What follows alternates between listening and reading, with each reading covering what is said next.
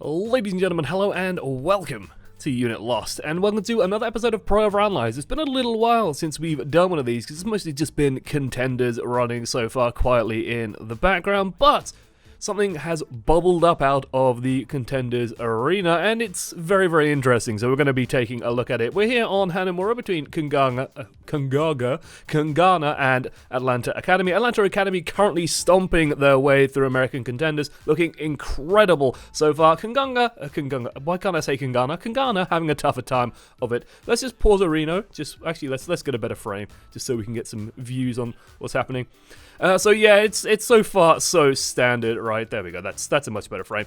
So far so standard, basically, when we're looking at it. This is what the pro level play looks like overall at the moment, ladies and gentlemen. This is what we refer to as Goats Comp or Zen Goats, the 3-3 split, basically. 3 tanks, 3 supports. You basically try and force out Zarya bubbles, you try and force out various things on the enemy team, and you will kill the enemy. It's been around for months and months now, and honestly, it doesn't look like it's going to be going anywhere for the time being. It is a very strategic form of play, but it's very difficult to watch and sort of appreciate as a viewer. You can see there the stun going straight onto the Reinhardt. That's going to force Zarya bubbles to go off. You can see Duplicate right now on the back foot. Has to be very careful. And you see Sugar Free just getting on him. The Brigitte at the bottom just putting pressure. Brigitte he'll use now. And now that Atlanta Academy know that there's no cooldowns, Duplicate runs forward for some reason. He's got no cooldowns to help him. Zarya bubble just gets destroyed. Brigitte heals coming off cooldown. As a result, he just explodes straight away, and then everything just pretty much snowballs for Atlanta Academy. So far, so standard. This is how Goats Comp tends to look. And now Atlanta Academy have a huge advantage going into the next fight. If you look towards the top right of your screens, you can see that they have a lot of ultimates about to come online. Saucy, in particular, has that Saucy Graviton Surge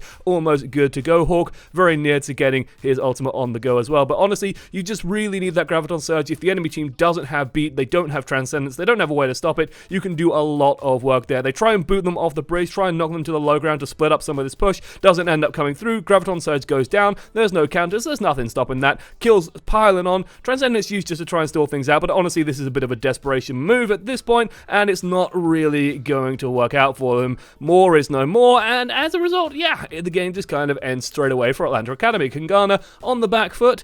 Well, things haven't been quite going the way. They should just be finished up in a moment or two. Oh, Duplicate doesn't quite get the Earth Shatter off as well. Oof, oof.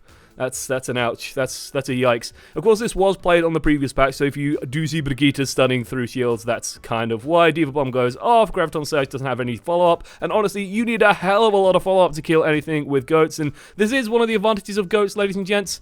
The 2CP lull effect, where you just end up stalling out forever, but again, this is just all time in the bank, not really having a huge impact on the game. So could Kangana have done anything differently? I do think that Duplicate just overstepped a little bit. Again, that's not really so much the Reinhardt's fault, slightly. Well, it kind of is, it kind of isn't. Like, Goats is a very team-based comp. It's very difficult to, like, find one problem, one flaw in the team. Everybody has to be on the same page, everybody has to be reacting to the same things, and everybody has to be playing around the same cooldowns. The health pack and the Zarya bubbles in particular are going to be the most important ones, and then after that, you've just got to really follow the Discord or try and set your Zenyatta up to do a lot of spam. He has to be pressured at all times by the enemy team, but we got something different happening now.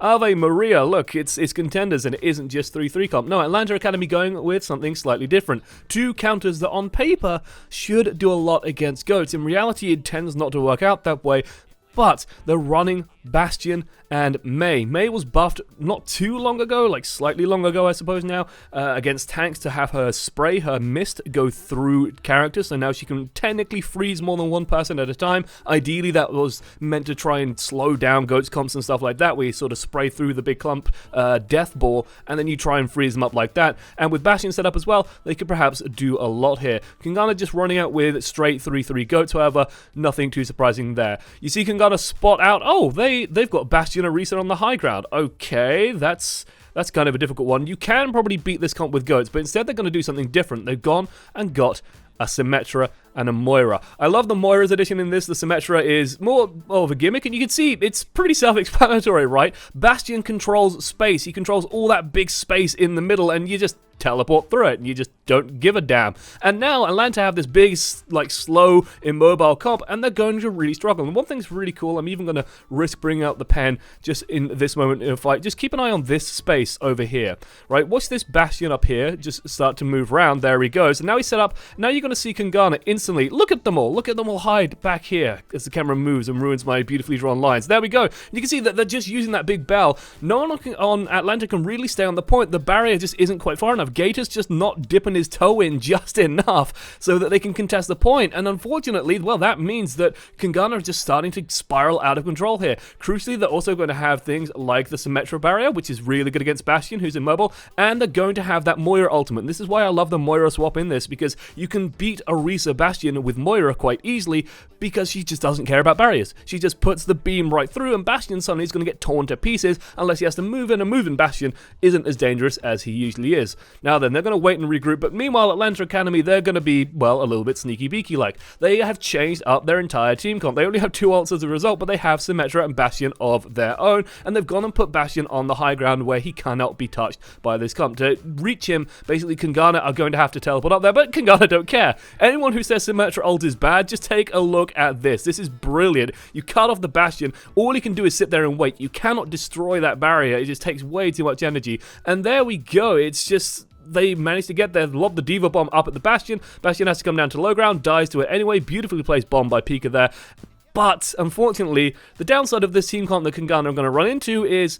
sure, while it's cool and while it has a lot of like flair to it and while it's really dramatic and interesting, it doesn't really kill things fast, unfortunately. Especially a comp as spaced out as Atlanta's, especially a comp that can sort of turtle up as well as Atlanta's. This point is big enough and visible enough and sort of has not enough line of sight blockage where Atlanta can just play around their Bastion, can just put people onto the point and stall for a little bit and then just let Bastion do all the work. Kangana don't really have a good answer for this Bastion here on this high ground because they have no extra mobility aside from that Symmetra teleporter, and you can't really just teleport up into the Bastion. It's just not really going to work super well, especially if he just repositions or if his supports have their eyes on the ball. And now they're going to start having support ults as well, and that's going to make life even harder. Like, Duplicate sat on an Earth Shatter, and you just got to like wonder, what are you going to do with that? What's that Earth Shatter doing? Where's that going to go? Where's that going to be? They do have a Graviton Surge. Now, Graviton Surge and Moira ult could do a lot here, and you can see they're going to do it again. They're going to split off the map with the Symmetra ult. Now there's 2 Symmetra ults on the field, and if you thought Overwatch was hard to watch in the past, well, good luck to you now. And you can see that, yeah, they managed to get the Moira ult up in that top corner as well. Managed to do some damage with it. Duplicate throws out the Earth Shatter. Don't think it hit anyone.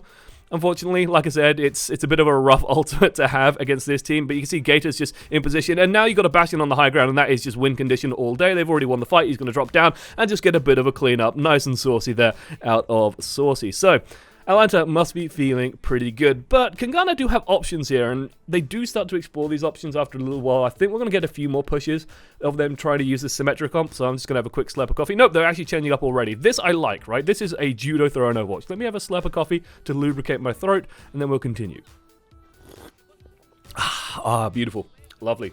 Needed that. So I consider this like a judo throw in Overwatch, right? You make the enemy like put a lot of weight on a specific part of them, and then you sort of sweep that out under them. So they've gone to this Bastion comp, and they haven't reacted at all to Kangana swapping this comp out. And usually defenders have a big advantage when you play in Overwatch, and, well, Duplicate, I think he got pulled into a bit of Bastion gunfire there, so they're just going to have to wait on this push. This push is done like dinner, basically. They have to wait it out.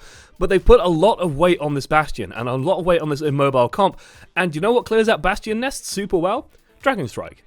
Do you know what Atlantic Academy have to be really careful of? Nanoblade as well. They only have Transcendence to counter it, and, well, Nanoblade just don't give a heck. The Symmetra could cause some problems for the Genji, for example, but it's still not really gonna do much to this dive when it gets rolling. When they get a couple of good ultimates involved here, they could really do a lot of damage here. So Saucy has to be very careful, Gator has to be very careful, and they're going to have to be very worried. You can see there, the Sonic Arrow is just going to give them all that information. Kangana can start building towards ultimates. Diva Bomb as well, going to be very effective here for flushing out this nest. They've got a lot of good tools that allow them to win this, but they have to be very careful, of course, because the spam is actually, like, surprisingly devastating. If you've ever been on the receiving end of Symmetra spam, it is actually a lot more deadly than you would expect. Like, you're probably still used to like the old Symmetra spam. This comes out a lot quicker and is a lot more dangerous overall, and especially with the Orisa halts as well, just pulling you into places you don't really want to be. It's going to be really tough to deal with. So you can see there's a little bit of spam on the Orisa barrier, but they can't really afford to trade long enough to actually get it down, so they have to be very careful. but they're still slowly building towards these ultimates. There goes the Diva Bomb. That's going to force everybody onto the low ground. Gator in a lot of trouble here. He's just getting isolated off. Its Onyx has got onto Saucy, so Gator, while he's been busy with the Genji, Hanzo, the other Shimada, has gone back to reclaim his castle, goes in and gets rid of the Omnic Menace in there. Now they have a nanoed Winston on the point. That's always going to be devastating.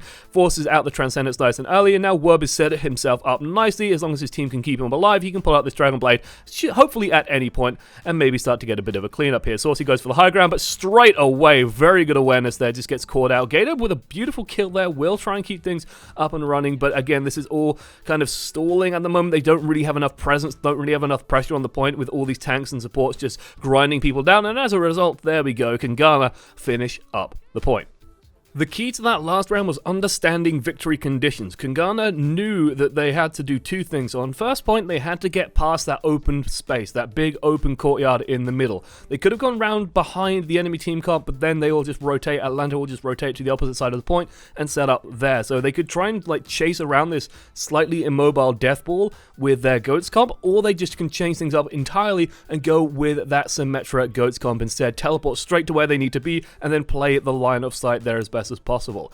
On second point, they understood that, hey, we have to deal with this Bastion nest on the high ground somehow. Okay, what we'll do is we'll swap to a dive comp with Hanzo involved, and then we will basically build up our ultimates, build up our victory conditions, and then make sure a number of important things are happening. Most notably, getting rid of Transcendence and getting rid of the Bastion on the high ground. They achieved both of those things, and as a result, they managed to take those points. So very nicely done by Kangana there. Slightly gimmicky, but it ended up working out. Atlanta going to be doing much of the same team comp as we saw before. Just going to be running this one. This could just be Atlanta trying to use this comp as well in a professional setting. So they've been winning the series, and this is where teams, especially in a long league format like Contenders, might start experimenting slightly with strategies that they've been scrimming, but they want to try and see if they work for certain counters. You can see that they've already adapted, by the way. They started putting the Diva on the left side to try and catch any teleports, and it's worked beautifully for them. They spread things out a little bit. Now there's nowhere super safe just to teleport to, and as a result, Kangana's assault just gets completely shattered. I love seeing this kind of adaptation in the middle of a match. It is incredible to see. It's sort of the hallmark of a good shot caller, basically, to go, okay, they did this last time, so what we'll do is we'll just adapt this straight away. We'll put some other people in different positions and then manage to catch them. And using the Diva, the mobile hero in this comp, to actually try and catch the Symmetra teleporter is a really, really nice touch. So, Kangana going for another bite of the cherry. Let's see if they can get their way through this time. Well, they're going to be looking for that teleporter. They've got to be careful of the Mei, they've got to be careful of the Diva, and they've got to be careful of the Brigitte as well. Looks like they're trying to fake the teleporter. Just, you saw Werb bounce forward there. Teleporter goes down, but Hawk is just there just to destroy it straight away. And again, they've split everybody off. Killing that teleporter, I think someone went through it. It looked like someone went through it. Maybe they didn't go all the way through it. Yeah, Pika went through it. So Pika's now been demech'd on the back line, and suddenly, well, you can't push into a Bastion without your Diva. And so they go for the teleporter again, and straight away, you can see the adaptation from Saucy as well. He's just killing the teleporter immediately, and that's splitting the team comp in half, as not everybody is getting through it all at the same time. So this is now just completely collapsing for Kangana. Atlanta have adapted right in the middle of a series straight away to this tactic, and it's worked so nicely for them. And so here's the thing, ladies and gents. When people ask, why isn't Symmetra played in pro-level play? The reason is quite simple. It's what do you replace with the Symmetra? What do you get rid of instead? Symmetra has value in that she can get your team to unorthodox positions very, very quickly. She has a very good ultimate for just splitting the map in half. Unfortunately, in current meta, splitting the map in half doesn't really matter that much against Goats. It's a very melee-oriented comp. It wants to sprint into you, and as a result, if you split the map in half, well, they're just going to run at you no matter what, and you don't really have enough damage to kill them. Ironically, old Symmetra's right-click would probably actually work a lot better for her against the Goats comp, as it will just shred through absolutely everybody, but it's not going to do enough damage, I think, to warrant justifying bringing her along to fight against these team comps. So she doesn't really fit in the current meta. She has a gimmicky sort of playstyle. She's very heavily one note as a hero, where she can teleport you around, but it's only really useful in certain aspects. I do envision a world where perhaps you can bring out the Symmetra every so often just to try and catch an enemy team off guard, catch them off balance, and then use this teleport strat to get into positions they weren't expecting, or get certain heroes into certain locations that perhaps people aren't expecting. Stuff like Bastion, Reaper, very position-oriented heroes that might not be super mobile on their own. You can then do things with that, as, by the way, we are just in Zen Goats versus Zen Goats. Now, this is now standard contenders fare. A lot of pressure going on to Gator. Gator just backs up, though. This is nice out of here. Notice the difference between this push and the previous first push, I suppose, where Duplicate ended up overstepping. Gator just backed away when all the cooldowns were done. He knew it was low, lets his team heal him back up, and now they're ready to go in once again. Wub gets caught out. Now they've lost a Begita. That's an important cooldown gone. Duplicate then gets the Zarya bubble on him. They just keep the pressure on him afterwards. There's no heal pack there for him. There's no salvation to be found there, and as a result, the game winds down into, well, Goats is on the point now. It's very difficult to deal with. So yeah, Symmetra is just very gimmicky, very one-notey, and as a result, she does have a place perhaps, but not in current meta, and no one's really going to invest a huge amount of time practicing a Symmetra strat, I suppose, which is kind of a shame. Maybe she just needs some tweaks for the pro level. She still seems okay-ish in normal level, so perhaps we just leave that be. Alright guys, thanks for watching to the end. I've been Josh, as one voice amongst many. This has been a quick Pro OverAnalyzed looking at some interesting plays coming out of American contenders. Thanks for watching to the end. I'll see you next time. Toodles.